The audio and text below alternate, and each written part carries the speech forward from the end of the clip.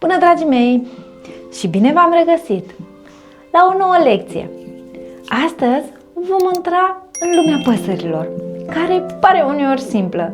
Câteva triluri în zori, un zbor grăbit peste oraș sau prin pădure, un cuib ascuns bine printre ramuri. Dar să știți că în spatele acestor gesturi obișnuite se ascund povești uimitoare, talente ascunse și curiozități pe care puțini le cunosc.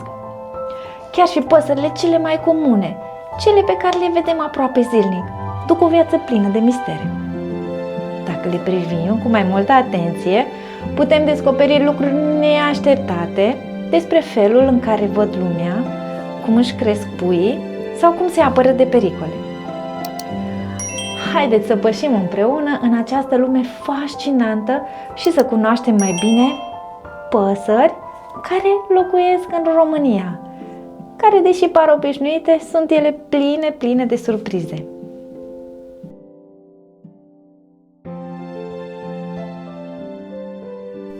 Mierla.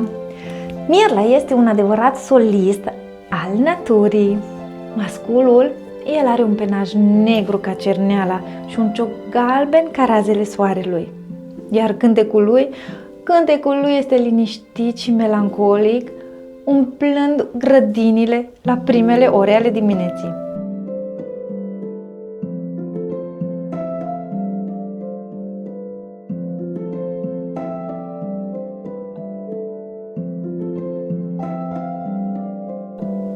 Ceea ce e urmitor la această pasăre e talentul său de imitator. Poate reproduce sunete din natură, dar și fluierături sau tonuri electronice din oraș. Dacă ne sună telefonul, poate să imite asta. Wow!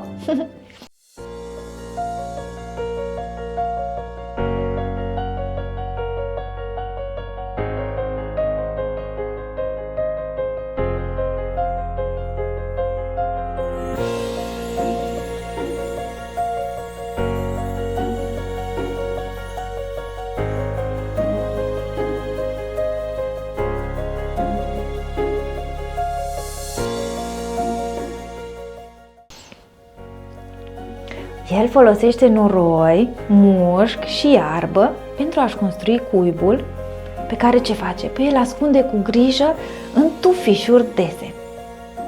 Mierlele pot trăi și peste 20 de ani, iar unele, drăguțele de ele, formează perechi pe viață.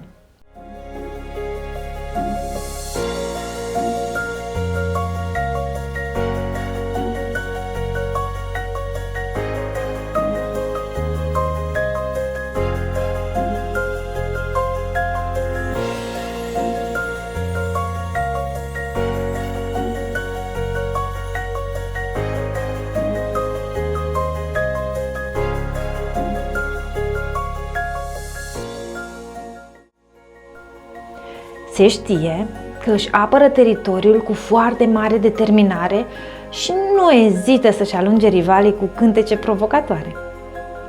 Iarna, unele pleacă, altele rămân, iar cele care rămân sunt atât de adaptabile încât își schimbă dieta și comportamentul.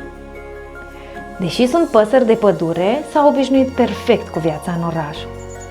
Ele pot recunoaște fețele oamenilor care le hrănesc și învață din experiențe, evitând pericolele. Mierla este și o pasăre foarte curată, care își aranjează penele zilnic și face baie cu apă sau cu praf. Știți de ce cu praf? Păi așa se deparazitează ele. Puii, să știți că și ei învață rapid să zboare, în doar 2 săptămâni. Și în 2 săptămâni sunt deja ei pe cont propriu.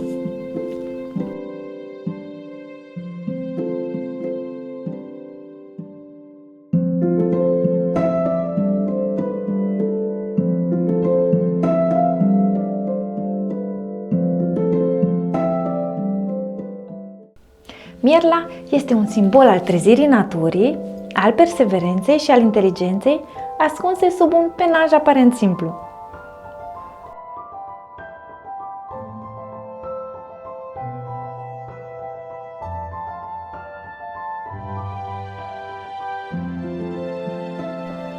Bufnița Bufnița este regina tăcută a nopții, cu ochii mari ca două felinare și zborurile fără un sunet.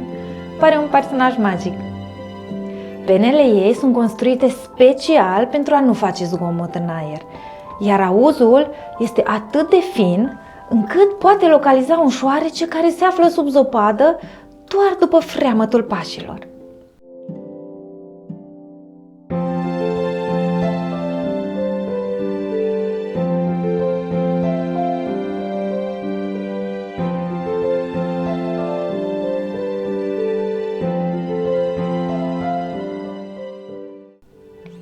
Capul ei se poate întoarce aproape complet, pentru că ochii, fiind fixați, au nevoie de un sprijin mobil pentru orientare. Bufnițele nu își construiesc cuiburi proprii, ci ele se folosesc de scorburile copacilor sau de adăposturile altor păsări sau cavități din pereți. Își hrănesc puii cu grijă și îi protejează cu un devotament tăcut.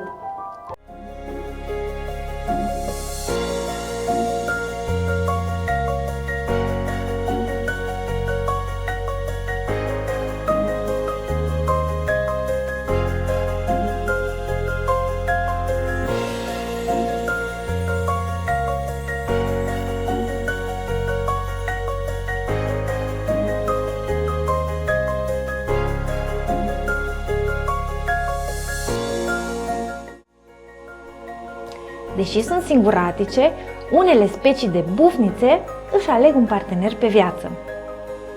Sunt păsări foarte curate, iar după ce digeră prada, știți ce face? Păi ele regurgitează, adică dau afară o mică bilă, mică biluță cu oase și blană numită egretă. Dar să știți că egreta asta e foarte importantă, pentru că aceste egrete sunt folosite pentru a studia alimentația lor. Și, deși e considerată simbol al înțelepciunii, bufnița este temută în unele culturi, mai ales din cauza... Oare de ce cauză? Știți de ce? Pentru că din cauza țipetelor ciudate pe care le scoate, da. Ea este extrem de discretă și de multe ori oamenii trec pe lângă ea fără să o observe. Se camuflează, sigur că. Dacă o vedem pe timpul zilei, probabil că e deranjată sau în căutare de hrană pentru pui. Bufnițele pot trăi zeci de ani și în captivitate, învățând să recunoască oameni și comenzi vocale.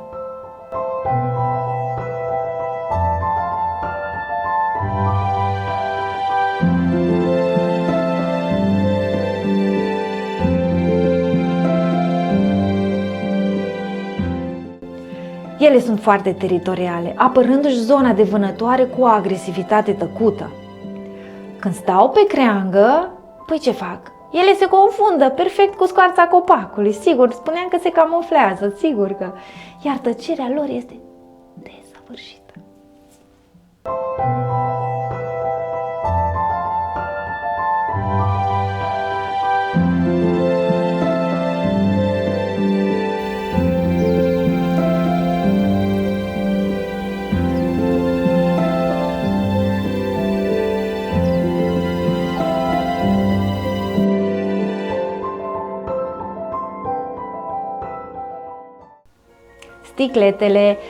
Sticletele e pasărea cu penajul cel mai colorat din grădinile noastre. Roșul aprins, galbenul solar și negrul elegant îl transformă într-un micuț curcubeu cu aripi. Dar să știți că dincolo de frumusețea lui, Sticletele e un artist al construcțiilor. Cuibul său, mama mia, este o capodoperă de finețe, cu fire subțiri și puf de plante ascuns perfect între crenguțele copacilor. Sticletele cântă vesel și rapid, uneori în duet cu partenerul. Oare ce mănâncă sticletele? Păi el mănâncă semințe de păpădie și scai, fiind una dintre puținele păsări care reușesc să le deschidă cu o dexteritate uimitoare.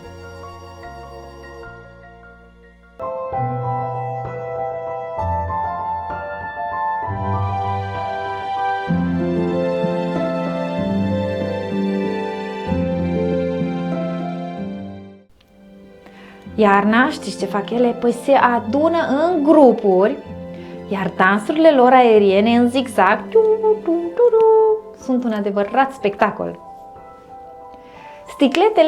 Sticletele e foarte sociabil, dar devine extrem de agresiv dacă cineva se apropie de cuib. Este sensibil la poluare și când dispare dintr-o zonă, atenție, înseamnă că mediul e în pericol. Poate imita sunete și e foarte atent la detalii. În trecut, el era păstrat în colivii pentru cântecul său, dar fiți fără grijă, acum este protejat.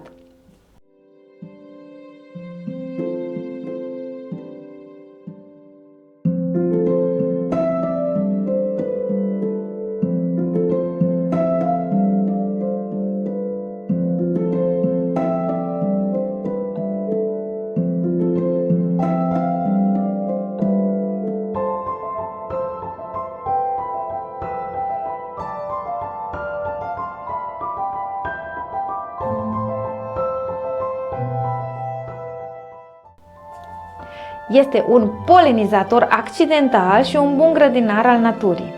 Când zboară, scoate sunete scurte și metalice. Iubește zonele deschise cu arbori izolați, dar poate trăi și la marginea orașelor. Uneori, știți ce face?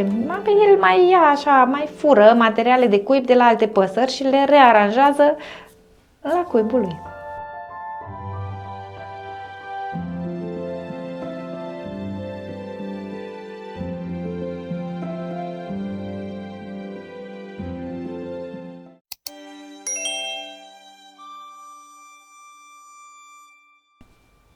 Coțofana. Coțofana este pasărea curioasă care nu ratează nimic din ce se întâmplă în jur. Penajul ei alb-negru cu irizații albastri o face să pare elegantă și sobră, dar firea ei este jucăușă și plină de viață.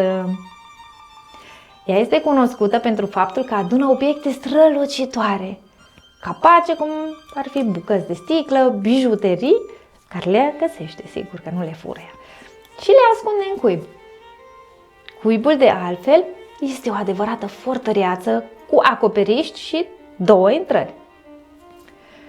Coțofana recunoaște fețele oamenilor și poate face diferența între prieteni și dușmani.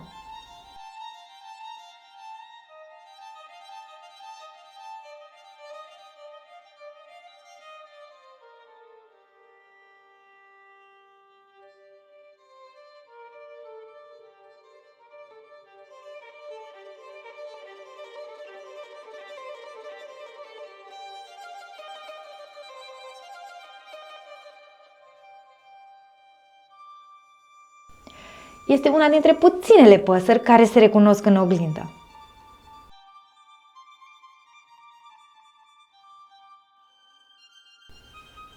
Își ajută partenerul la construcția cuibului și îngrijirea puiilor, iar perechile rămân împreună ani de zile. Ce devotament!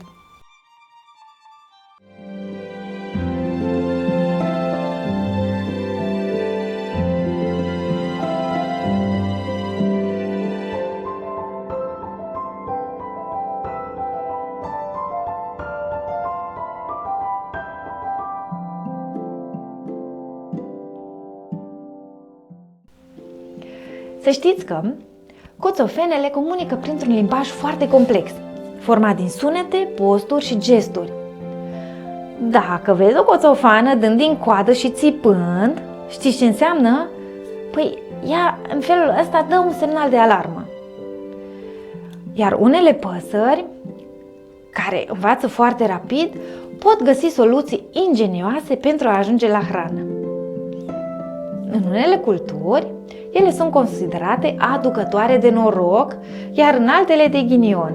Fiecare cum crede. Noi zicem că noroc mai bine, așa? Da. În realitate, să știți că de fapt ele sunt foarte, foarte inteligente și vizibile.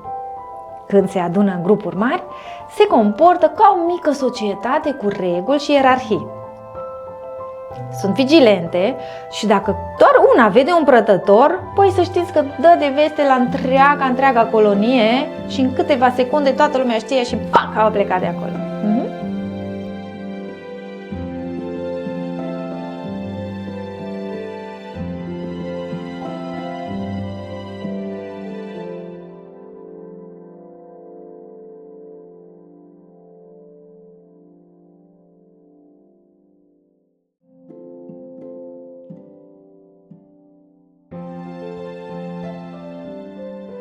se adaptează ușor la viața urbană și sunt frecvent întâlnite în parcuri și grădini.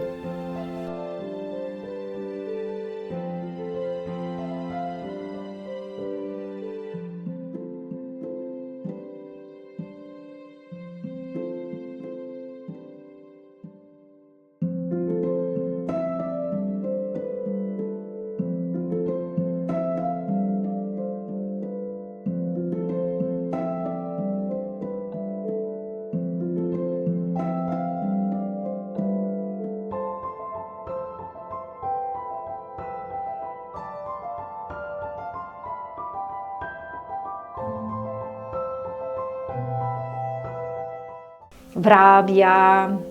Vrabia este mică, agitată și mereu ocupată, dar să nu o subestimăm. Este una dintre cele mai adaptabile păsări din lume, trăind de mii de ani alături de oameni, chiar și în cele mai zgomotoase orașe. Deși pare vrăbiuța asta așa banală, să știți că este extrem de inteligentă și își amintește unde a găsit hrana sau unde a dat de pericole, ca să mai găsească hrana sau să poată să se ascundă de pericole, da. Are o rețea socială complexă, comunică cu celelalte vrăbii prin ciripituri, iar fiecare sunet transmite o emoție diferită.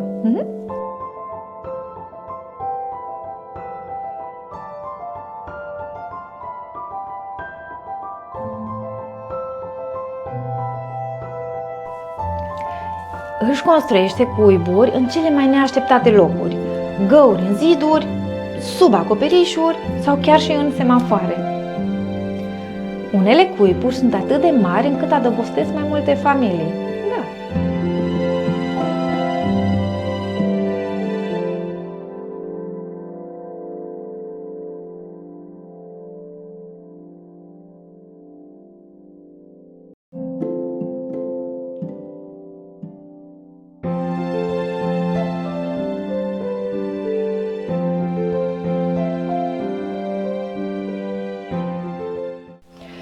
Vrabia, să știți că nu e pretențioasă la mâncare. Mănâncă semințe, firimituri, insecte și chiar resturile lăsate de oameni.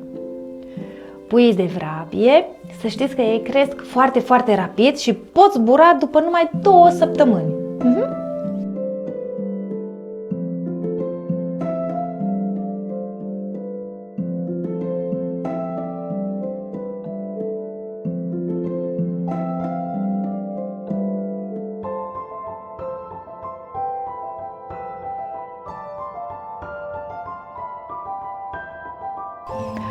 Iar părinții vrabie, dacă cumva își pierd un pui, să știți că învață din greșeală și își schimbă strategia la următoarea generație. Așa trebuie să facem și noi, să învățăm din greșeli, da. Vrabia face băi de praf pentru a-și curăța penele și a scăpa de paraziți. Este foarte curajoasă și nu se teme să se apropie de oameni. Poate scoate zeci de sunete diferite și uneori le combină în fraze scurte.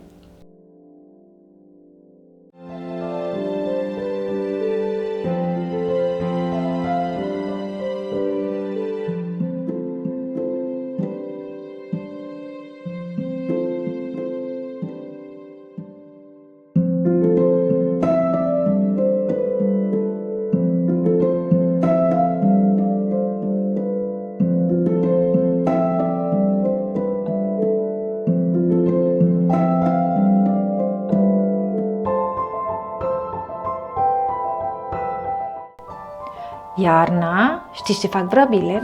Ele se adună toate așa într-un grup mare. Știți de ce? Da, pentru a se încălzi. Dacă cumva o vrabie e bolnavă sau rănită, celelalte o pot izola sau o pot evita. Trebuie să o ajute. În ciuda mărimii mici, este o supraviețuitoare nativă, mereu atentă și gata să se adapteze.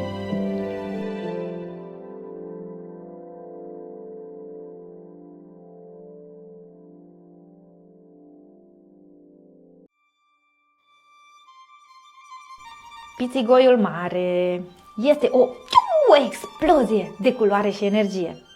Cu pieptul galben, așa ca și bluzița mea, și creștetul negru și o dungă neagră verticală ca o cravată, e ușor de recunoscut. Este una dintre cele mai vocale păsări. poate avea peste 40 de variații ale cântecului în funcție de situație. Dacă cumva simte că e privit, își umflă pieptul și încearcă să pară mai mare decât e. Iar în timpul iernii bate cu ciocul în crengi, imitând sunetul unei, cine bate cu ciocul așa, tuc, tuc, tuc, ciocănitoarea, da, ca să sperie rivalii. Este extrem de curajos și poate ataca alte păsări mai mari dacă îi se amenință cuibul. Pițigoiul este un mic tâmplar. Sapă scorburile copacilor bătrâni ca să își facă locuință. Dacă nu găsește una liberă, se poate muta în cutii poștale câteodată sau în unele lăzi abandonate.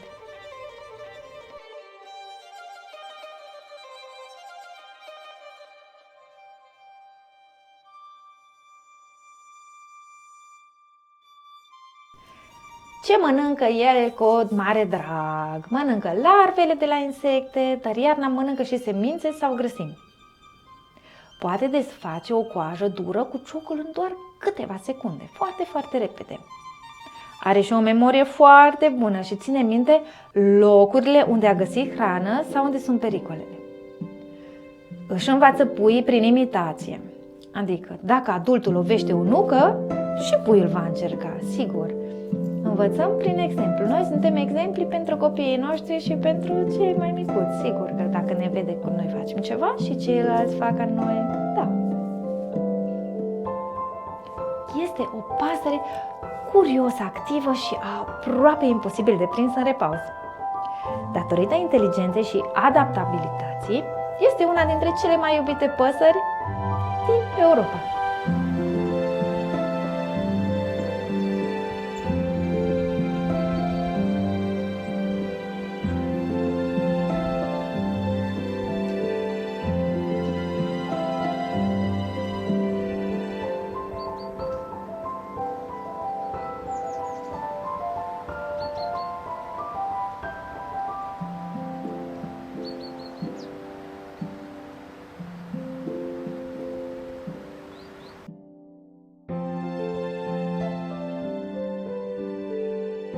Ciocârlia este cântăreața cerului, pasărea care urcă vertical în zbor și cântă din toată inima timp de 10 de minute fără oprire. Cântecul său complex are până la 300 de note diferite și fiecare ciocârlie are stilul ei unic. Așa ca și noi oameni, și noi fiecare suntem deosebiți în felul nostru. Spre deosebire de multe păsări, cântă și în zbor. Și în zbor și pe sol, da. Poate ajunge la înălțimi impresionate și la 100 de metri, unde pare o mică pată pe cer. Își face cuibul direct pe sol, în iarbă deasă, unde puii sunt ei perfect acolo camuflați. Câteodată știți ce face? Este o mică actriță, se preface rănită. Dacă cumva vine un prădător și vrea să ia puii, pac, se preface.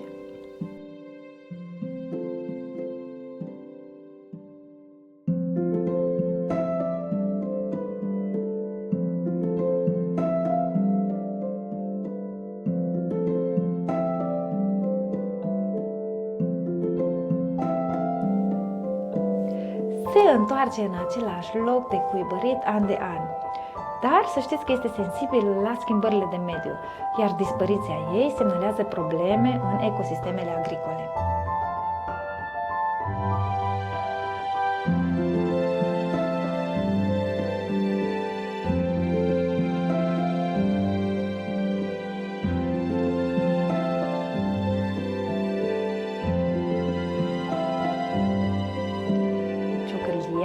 Poate zbura ore întregi fără să obosească, iar musculatura ei este perfect adaptată pentru asta. Când nu cântă, e foarte tăcută și greu de observat, iar uneori zboară în spirală în sus și coboară așa în linia dreaptă, linie dreaptă ca o săgeată.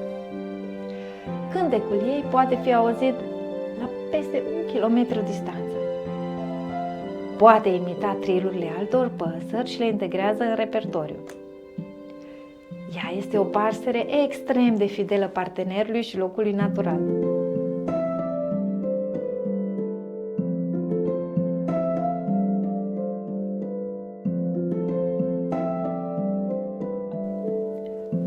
becul ei a inspirat poeți, compozitori și oameni de știință deopotrivă. Iar ea este, fără îndoială, simbolul bucuriei și a libertății în zbor.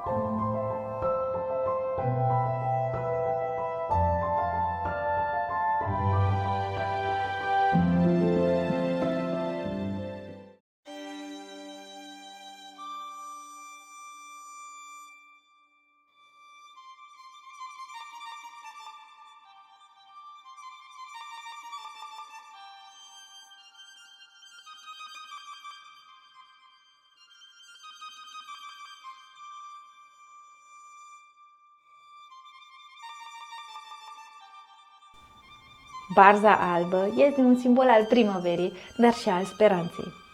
Cu picioare lungi, penaj alb imaculat și cioc roșu ca fucul, să-i surâdă norocul, este ușor de recunoscut.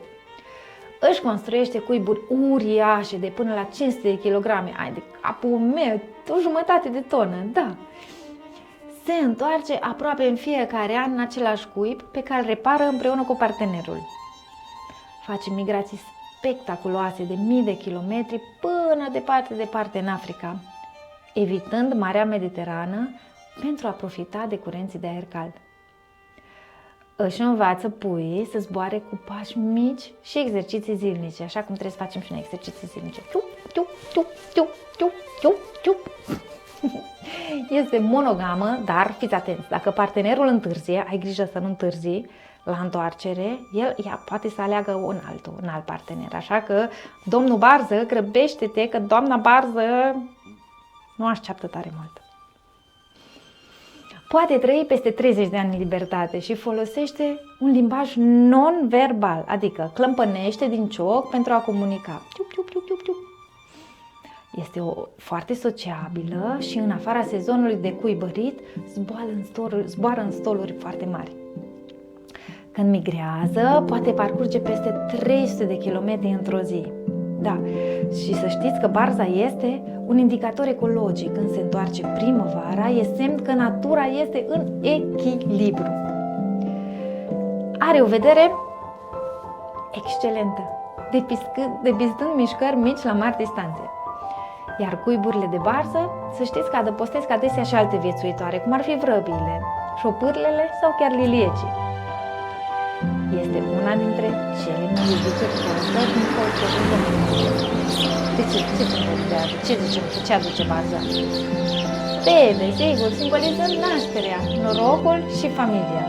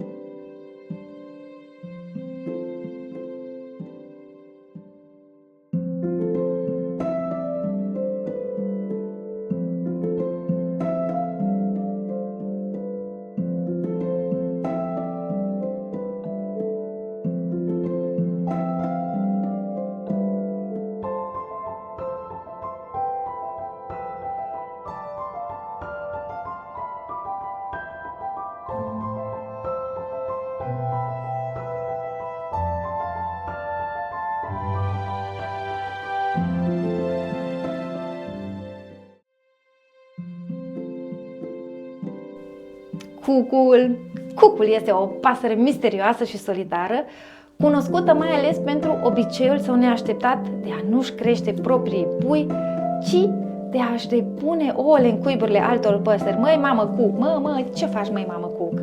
Asta face ea, trebuie să știm că asta face. Este un maestru al înșelăciunii. Femeia, ea alege cu grijă cuibul unei specii gazdă, observă foarte bine comportamentul păsărilor și așteaptă momentul potrivit pentru a-și lăsa oul printre celelalte, fără ca proprietarii să-și dea seama. Oul de cuc, așa ca și mama lui, ce face? Păi imită perfect culoarea și dimensiunea ouălor gazdei și puiul imediat ce iese, el și el așa strengar și împinge celelalte ouă afară pentru a rămâne singur și a primi toată hrana. Băi. Sunetele cucului sunt inconfundabile, iar masculii pot fi auziți din zeci de kilometri distanță cântând cum face cucu. Hai să facem toți ca un cucu. Cum face cucu? Cucu! Cucu! Cucu! Da, așa face. Migrează în fiecare an. Unde migrează? Păi migrează în Africa tropicală, traversând mii de kilometri, dar să știți că nu greșește drumul și se poate întoarce primăvara în aceleași păduri, parcă au un GPS, o hartă invizibilă. Are aripile lungi și subțiri, care o ajută să zboare rapid și eficient pe distanțe mari. Iar în ciuda comportamentului său parazitar, cucul contribuie la diversitatea naturală și la evoluția altor specii care învață să-și apere mai bine cuiburile. Dar să știți că unele păsări gazdă pot recunoaște oul străin și îl aruncă din cuib. Îi zice, hai tu mamă cuc și ia-ți ou înapoi, că ăsta nu e a meu. Poate unele le iau înapoi. Puiul de cuc crește de 3 ori mai mare decât părinții adoptivi, care îl hrănesc fără să-și dea seama de diferență. Este o pasăre care trăiește în umbre, se ascunde bine și rare ori stă nemișcat prea mult. Știți cu ce a asociat cucul în cultură? Cu timpul, sigur. Câteodată avem un ceas cu cuc sau bunicii au ceas cu cuc. Știți de ce? Pentru că mai de mult se spunea că numărul de strigăte al cucului prevestește câți ani mai are cineva de trăit sau dacă va avea noroc în acel an. Deși nu este o pasăre iubită de toate celelalte păsări, omul a privit-o mereu cu fascinație și mister.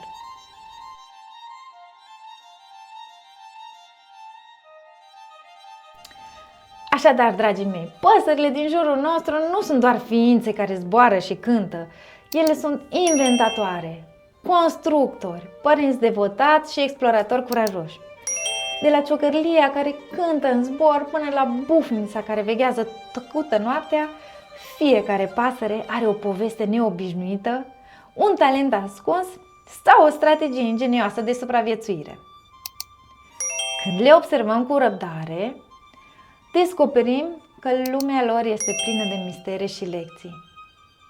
Iar data viitoare, când vezi o pasăre la fereastră, într-un copac sau poate în iarbă, oprește-te un pic. Poate are un secret de împărtășit. Iar eu vă mulțumesc că ați învățat și astăzi alături de mine ceva, alături de Roxy, care sunt eu. Și vă aștept și data viitoare să mai învățăm ceva împreună. Pe curând! Pa, pa!